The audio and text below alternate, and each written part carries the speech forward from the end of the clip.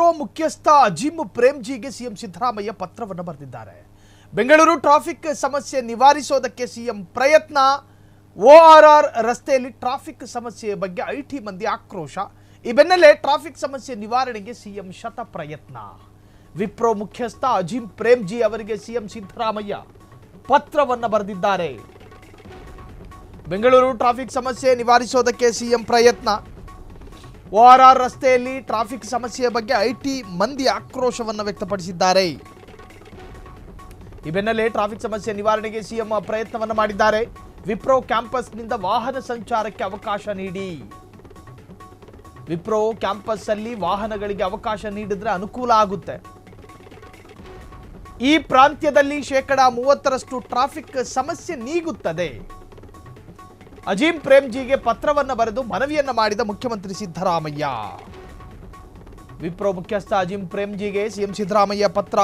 ಹೊರವರ್ತುಲ ರಸ್ತೆ ORR ಕಾರಿಡಾರ್ನಲ್ಲಿ, ವಿಶೇಷವಾಗಿ ಇಬ್ಲೂರು junction, ನಿಮಗೆ ಗೊತ್ತಿರಬಹುದು, ಆ ಜಂಕ್ಷನ್ನ ಬಳಿ ಸಂಚಾರ ದಟ್ಟಣೆಯನ್ನ ಕಡಿಮೆ ಮಾಡಬೇಕು ಅನ್ನೋ ಸಾಕಷ್ಟು ನೂರಾರು ಮನವಿಗಳು ಬಂದಿತ್ತು.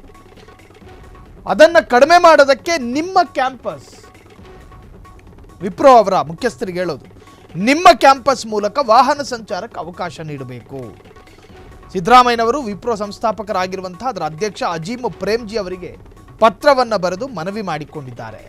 ಸೆಪ್ಟೆಂಬರ್ 19ನೇ ತಾರೀಕಿನಂದು ಬರೆದಂತಹ ಪತ್ರದಲ್ಲಿ ಬೆಂಗಳೂರು ಪ್ರಸ್ತುತ ಅಂದರೆ ಈಗ ಎದುರಿಸ್ತಾ ಇರತಕ್ಕಂಥ ಪ್ರಮುಖ ಸವಾಲುಗಳಲ್ಲಿ ಪೀಕ್ ಅವರ್ ಅಂತ ಏನು ಕರಿತೀವೋ ನಾವು, ಅತ್ಯಂತ ವಾಹನ ದಟ್ಟಣೆ ಇರುವಂತಹ ಸಮಯ, ಸಂಚಾರ ದಟ್ಟಣೆಯು ಒಂದಾಗಿದ್ದು ಇದು ಚಲನಶೀಲತೆ ಜೊತೆಗೆ ಉತ್ಪಾದಕತೆ ಮತ್ತು ನಗರ ಜೀವನದ ಗುಣಮಟ್ಟದ ಮೇಲೆ ಪ್ರತಿಕೂಲ ಪರಿಣಾಮ ಬೀರ್ತಾ ಇದೆ ಎಂದು ಹೇಳಿದರು.